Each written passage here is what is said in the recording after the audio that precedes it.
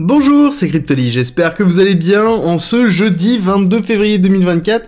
On se retrouve aujourd'hui pour parler crypto-monnaie, pour parler Bitcoin, et on va commencer dans les nouvelles avec Tether. Tether qui refuse de confirmer ou nier le fait qu'il va laisser les USDT sur Tron, ou est-ce qu'il va les retirer.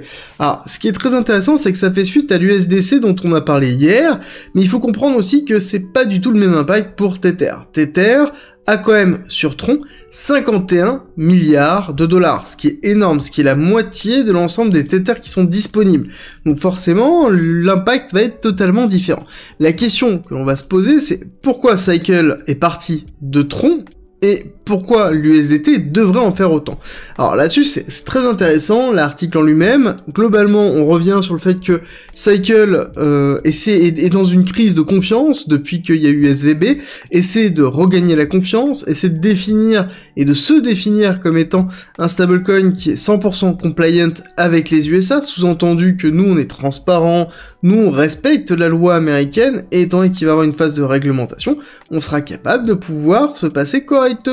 Surtout qu'à côté, on a des allégations qui arrivent sur Tron, disant que, notamment, il y a du transfert d'argent illégal, des financements d'organisations criminelles, et que ça passe par Tron, qui est la blockchain de Justin Sun, qui est globalement, comme je vous l'ai expliqué, le prochain homme à abattre pour les USA. Et justement, Tether est un peu dans le mal, parce que déjà depuis un certain temps, on a beaucoup d'informations qui nous dirigent comme quoi on va avoir une pression très forte sur des USA sur Justin Sun, et que derrière, on va avoir une problématique de l'utilisation des USDT. On a déjà eu des allégations comme quoi les USDT sur la blockchain Tron facilitaient le terrorisme, facilitaient la criminalité, etc., etc. Est-ce que ça nous fait écho à quelque chose? J'ai envie de vous dire oui, on connaît cette douce musique, c'est la musique de Binance et de CZ. Clairement, on est en train de mettre en place le même piège. Pour avancer dans les nouvelles, on va parler forcément d'NVIDIA, dans lequel on a eu des résultats juste énormes. On est à 5,16 de BPA sur 4,61 attendus, donc on a bien des résultats qui sont énormes, et on termine l'année très très haut pour NVIDIA, ce qui est plutôt positif. Et ce qui est intéressant de voir, c'est la réaction qu'il y a eu sur le marché crypto, où on voit que les cryptos qui tournent autour de l'intelligence artificielle ont pris et ont été valorisés avec RNDR aussi. Donc on a un impact qui est plutôt positif de Nvidia sur les cryptos, dans lequel on a en moyenne à peu près 25% d'augmentation, ce qui nous montre que, en effet, on a un narratif qui est en train de se mettre en place. Parce que on a une forme de bulle qui est en train de se créer autour de l'intelligence artificielle, même si on va le voir que l'impact est quand même très faible sur ces annonces-là, mais néanmoins, autour de la crypto, on a un narratif purement spéculatif de l'intelligence artificielle qui arrive parce qu'il n'y a aucune raison que les résultats de Nvidia permettent aux différentes cryptos comme Fetch et AGX de progresser.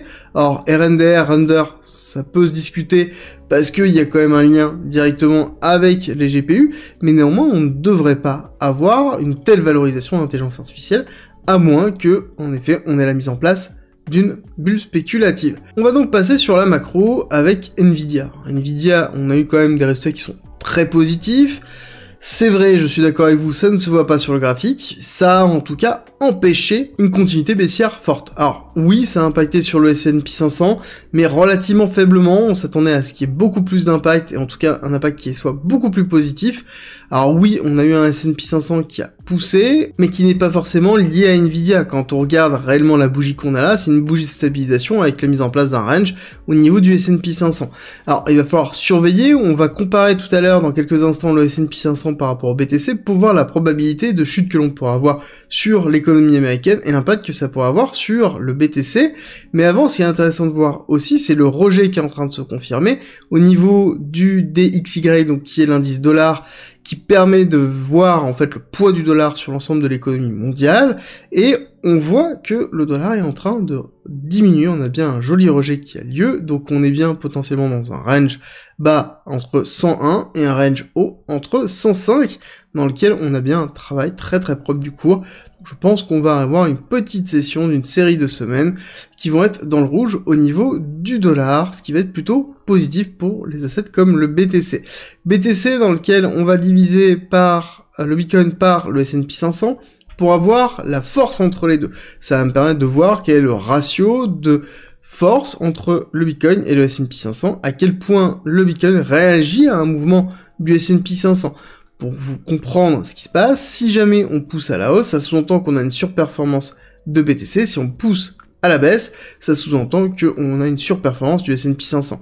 Ce qui est intéressant de voir, c'est quelle est la réaction de cette semaine, alors qu'on a un S&P 500, si on le passe en weekly, qui va être, tac, un petit peu quand même à la hausse, et on va regarder est-ce que oui ou non, au niveau du BTC, on a une différence. Et quand on regarde ici, on ne doit pas avoir de différence, et quand on regarde justement sur le BTC, on voit qu'on n'a pas trop de différence, qu'on a une accélération et une temporisation que l'on retrouve ici. Donc ça veut dire qu'on est dans un ratio 1 pour 1. Ça veut dire que si jamais on bouge au niveau du S&P 500, que ce soit à la hausse ou à la baisse, on devra avoir le même mouvement à peu près sur le BTC. Et du coup, on prend un petit peu de recul par rapport à ça. Et on regarde sur les S&P 500 en weekly, on voit qu'on est dans une forme de consolidation après avoir notamment imprimé un nouvel ATH, ce qui est normal de rentrer dans cette phase de consolidation. Beaucoup pensent qu'on est en surexposition, on est en surchauffe et qu'on devrait justement retracer fortement. Les niveaux de retracement sont assez simples, on devrait retracer normalement jusqu'au top pour retester, faire un pullback. Donc là on parle de moins 4, moins 5%, enfin même moins 3,5 à moins 4,5 on va dire %. Donc ça veut dire qu'on devrait, si on garde le ratio de 1, avoir un BTC qui chute de 5, 6%, 7% maximum, parce qu'on a toujours une petite augmentation de l'impact des chutes sur Bitcoin. Si jamais on va chercher le niveau suivant, qui serait le niveau ici qui a été travaillé une fois, 2 fois résistance, 3 fois résistance, dans lequel on a cassé par la suite, généralement quand ça se déroule de cette façon-là, ça devient ce qu'on appelle un breaker, et on devrait normalement retester cette partie-là, si jamais on fait un retracement profond, et c'est un support qui devrait tenir. Donc on serait entre 8% de retracement, jusqu'à globalement, allez, on va simplifier 10%.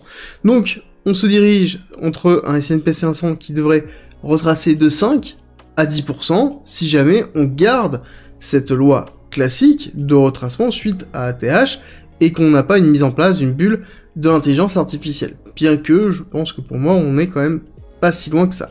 Clairement au niveau du BTC ça entraîne quoi? Bah ça entraîne des retracements qui seraient de 5% globalement dans les 48 000 ou plus bas. On irait chercher les 10%, on serait dans les 45 000, et si jamais on avait une augmentation réellement de l'impact de la baisse sur Bitcoin, on irait chercher un petit peu plus bas, potentiellement les 20%, avec les 40 000.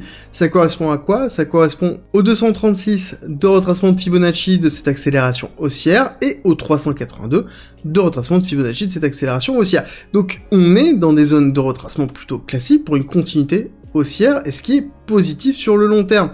Surtout que si on valide toujours avec notre ami Grayscale Capital, on voit bien que cette courbe orange qui représente les ventes est bien descendante, donc ça veut dire que les volumes de vente sur Grayscale Capital sont en train de diminuer, donc on va bientôt avoir que quasiment de l'inflow positif sur l'ensemble des ETF, et donc ça veut dire qu'on va avoir une augmentation de la demande. Très court terme, on voit quoi? On voit qu'on maintient le range qu'on a en tête depuis un certain temps. Ici, tac, sur la partie basse, 50 000. Partie haute, ici, 52, 53, d'accord, qui sont le micro-range dans lequel on évolue depuis un certain temps. Malgré la pression baissière que l'on a au niveau du S&P 500, on voit qu'on maintient le range, malgré la pression baissière qu'on a au niveau de Grayscale Capital, on maintient cette partie-là. Vous allez voir dans l'order flow dans quelques instants que oui, on a quand même des indications qui nous disent que c'est plutôt positif. Moi, ce que j'attendrais comme retracement potentiel, si on dézoome un petit peu, serait en effet d'avoir un retest ici de cette partie haute et du haut de range dans lequel on a beaucoup travaillé.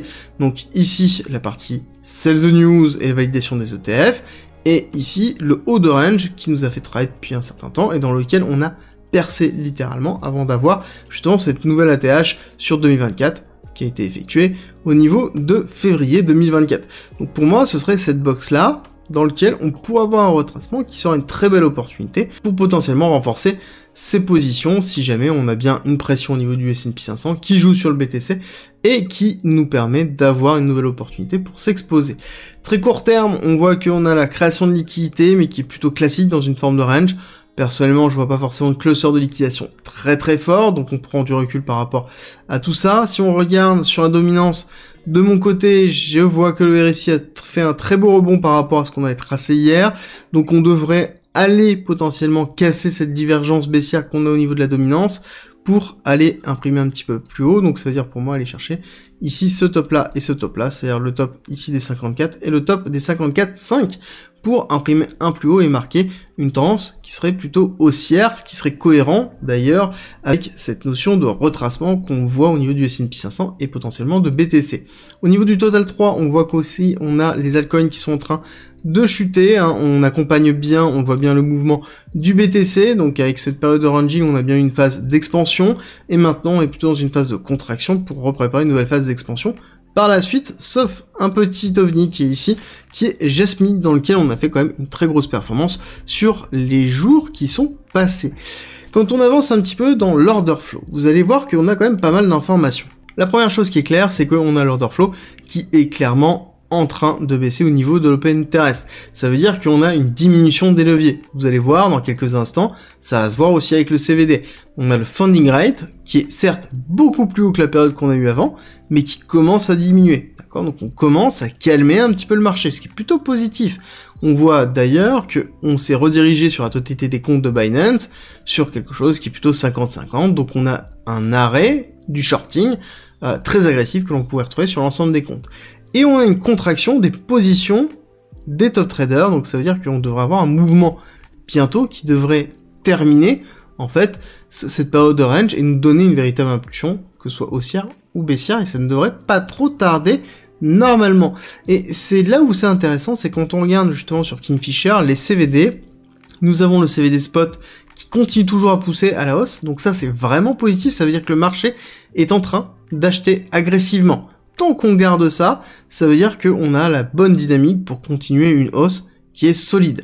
Par contre, on voit bien que depuis qu'on a fait ce top là, on a ici le perpétuel qui est en chute. Ça veut dire qu'on a un marché qui est bien moins agressif au niveau du perpétuel, au niveau des leviers.